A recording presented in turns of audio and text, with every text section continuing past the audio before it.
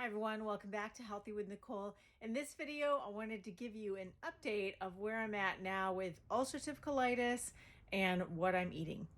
So some of you have been following my story with me for quite a long time. And if you're not familiar with it, I was diagnosed with ulcerative colitis in 2012.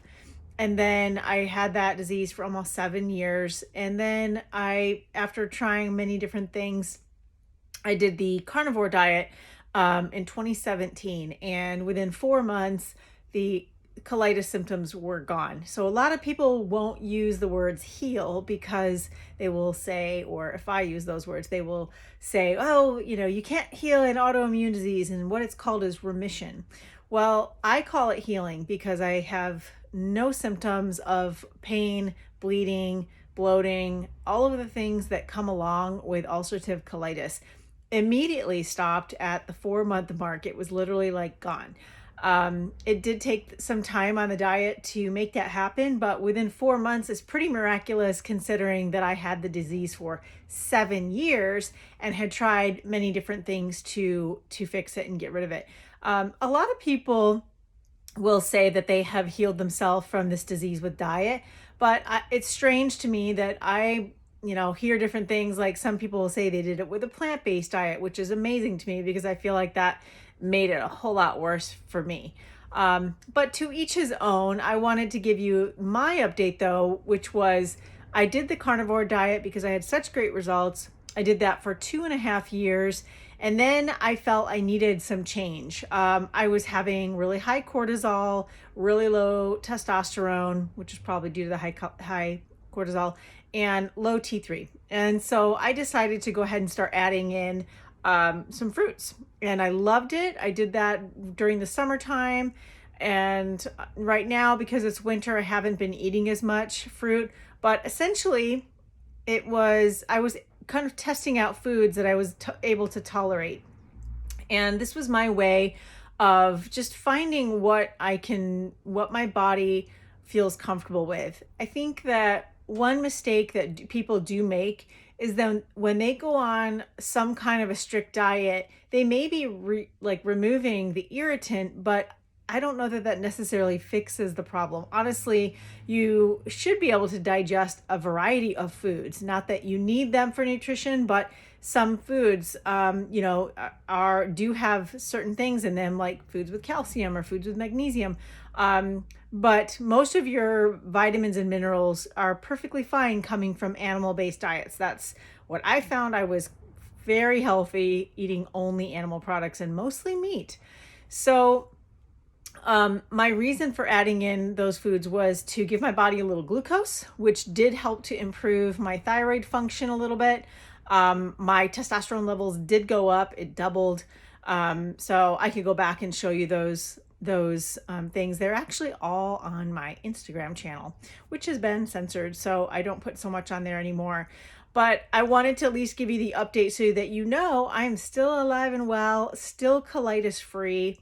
And I coach a lot of people that have inflammatory bowel diseases, and I wanted to give you some insights as to the method that we use. And this has worked for so many people that are, really tired of the standard advice from their doctors, which is just take this medication to reduce the inflammation, and let's try to keep you out of the hospital. And unfortunately, that doesn't do anything but temper the inflammation a little bit. You still have the problem there. You still have the irritation. You still aren't able to eat foods. And so in my mind, that is not healing. That is just kind of, putting a Band-Aid on it, barely. So what I did, I felt was different because I was able to go through these steps to take away the irritants, work on the things that were causing the inflammation, and then reintroduce some foods as I wanted. And so some people will stay on carnivore diet forever and be happy. And some people want to go back to eating the regular foods that they were eating. And I don't think that either one of those is a great choice, to be honest. I felt like for me, I was having a lot of cravings. I was missing something after 2.5 years on carnivore. And I was kind of voracious about the fruit. I was like dreaming about it, salivating over it. Just the thought of fruit would make me go nuts. So it was time for me to add some back in. Now I haven't been eating much fruit.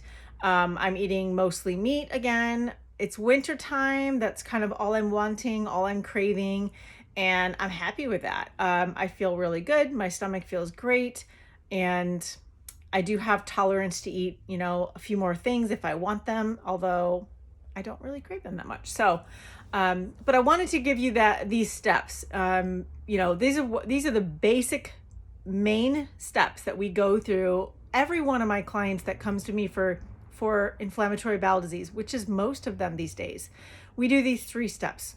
So the first one is to eliminate all irritants from your diet. So this is harder than it sounds because the irritants come from so many places. First of all, let's talk about the most obvious, which is your food. The best thing about carnivore is that removes all of the irritants that could be in your food, like fiber in plants is very irritating to an inflamed bowel. Also, naturally occurring chemicals like lectins and oxalates, tannins and phytic acids, those are present in what people call healthy foods like legumes and nuts and seeds, but for someone with inflammatory bowel disease can really be damaging and also triggers a flare, and I have seen that happen. So these are some of the common, irritants to the gut. Also, of course, any kind of food additives, and these are in all processed foods, food colorings, food stabilizers, gums. And a perfect example is like almond milk. So I don't really have a problem with almonds per se because they do contain vitamin E, which we really do need.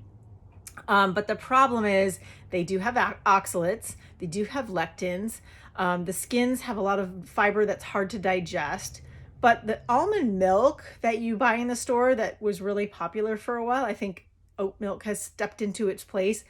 Almond milk oftentimes has these gums that are stabilizers. So they keep the emulsion blended. And that would be like carrageenan or some of those such things.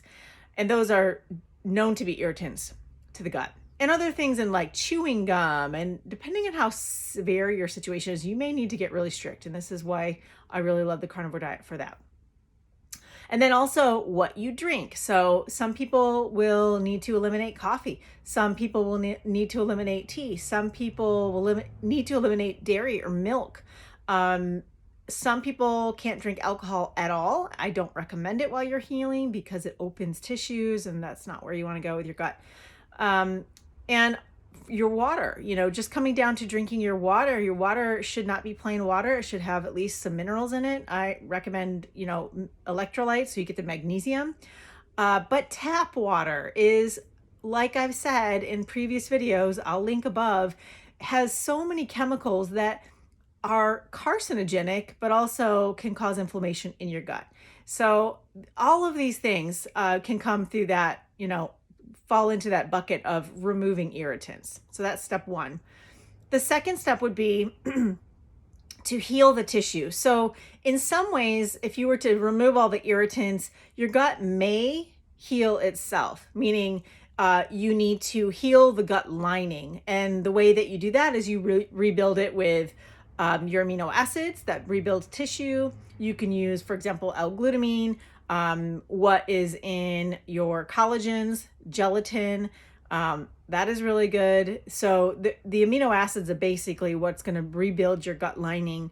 And there's a number of ways that we do that. A lot of the components in animal foods will help, and some people need to add things on top of that. And there's also some good supplements on the market. Even though I'm not a big supplement fan, there are a couple products that are designed specifically to connect those tight junctions again. So to reconnect those gaps in those holes that are actually in your gut lining.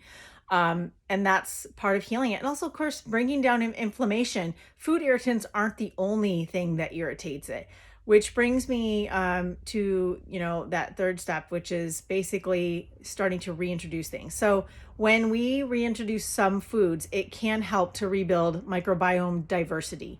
I don't think that you necessarily need them for nutrients because our foods that we grow in agriculture aren't very nutrient dense. Their soils are really depleted. There's just not a whole lot there. And like I said, I don't believe you need fiber. I think that it's actually more detrimental to your gut than helpful. So we're not using it for that reason. So in my opinion, it's more for personal enjoyment. So if you love salad or if you love watermelon, then I think great, have it. If you love it, have it. I happen to really love fruit, so occasionally I want to have some without having stomach pain. And you should be able to do that. A healthy gut should be able to tolerate some of these foods, at least on occasion. And so when you start to reintroduce those things, that is a good way to kind of test the waters. And it doesn't mean go back to the way you were eating with all kinds of processed foods, or even just, too many fibers or plant foods that we think are healthy. That's also not helpful. So if you follow those 3 steps, and of course there's other things like watching your dealing with trauma, dealing with stress, those things cause inflammatory reactions in the gut and can also disrupt your digestive processes. I talked a lot about the vagus nerve once before, and we should probably do a whole nother video on that because that does affect all of your organs, especially digestive organs. So there are some other things, so I don't want to oversimplify it, but first, remove the irritants. Second, heal the gut. And then third, if you want to reintroduce, you have to wait till those 2 steps are done. So if you're looking to do more work on your gut, you should take a look at my book. It's on Amazon. It's only $10. There's a print copy coming next year, but right now it's an ebook, and it will tell you my entire story, how I came to be with ulcerative colitis, in my opinion, how I got there, and then how I healed it, and everything that I learned along the way about gut health and all of the diseases related to it. It's really kind of mind-blowing. When I wrote that and did all the research for that book, I was actually really shocked. Thought I knew it all about gut health, and I didn't. So I hope this video was helpful for you, for those people that are looking to heal ulcerative colitis. Let's not overcomplicate it by, too many things of strategies and pills and supplements, but let's also not ignore these 3 steps and, bypass everything and just try to cover it all up with a drug, because that will never work and it will never heal you. It's only going to be a temporary Band-Aid. So I hope you liked that video. If it's helpful, please give me a thumbs up and comment below if you've had any experience with healing ulcerative colitis or using the carnivore diet or removing irritants. And I'd love to hear what your experience is with these things also. All right, I will see you in the next video.